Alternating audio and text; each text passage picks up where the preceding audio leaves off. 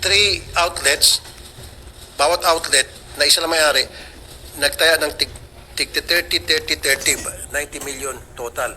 At pinanunuan niya 600 million plus. So namuhunan talaga siya. Tumaya siya ng yung system 12. So parang again, parang sigurado na siya mananalo siya o may nakatimbre sa kanya. Yun ang sinasabi ko nga na bago siya nanalo, tinasan yung amount ng pot. I think that was 6, was it Mga charge 655? kayo, di ba, makayabe ha? Ito. Ha? Double deck ng kuya, kanyang baboy. 649. Kuya, kita ko la black. Uy, Ken. Yung Ken.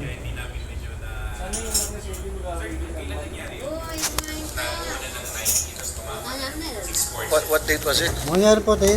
Ha? January 16 this year. Hindi bawal yon kung tutuusin. Wala naman nakalagay sa ating batas maging sa ng PCS o charter na bawal magtaya ng by the millions. Of course.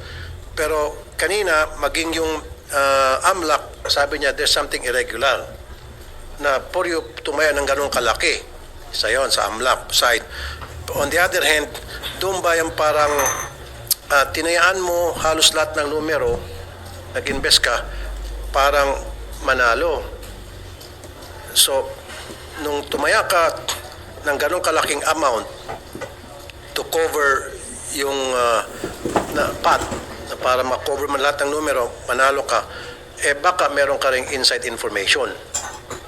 O baka sigurado ka, you will not invest that much money, wala naman sigurong negosyante, kung negosyante mo ito, mag-invest ng ganong kalaki, ng hindi siya nabibigyan ng some kind of an assurance na babalik sa kanyang perang yon, one way or the other. Okay ko. Pasok ko.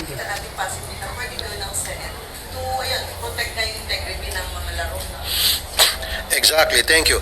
Kaya nga, sa susunod na hearing, patatawag ko ang NDICT and then kukuha din kami ng independent IT. Sa akin kasi inasalan ng NDICT.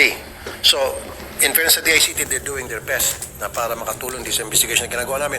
Pero ako mag-imbita ng third party na hindi taga-gobyerno na titingnan muna ng husto yung integrity ng PCSO computer from root access, source code, etc. And then, only after then, makaka-come up tayo ng legislation na para maprotektahan talaga yung integrity ng PCSO ng game nang hindi na magkaroon ng pagdududa sa taong bayan.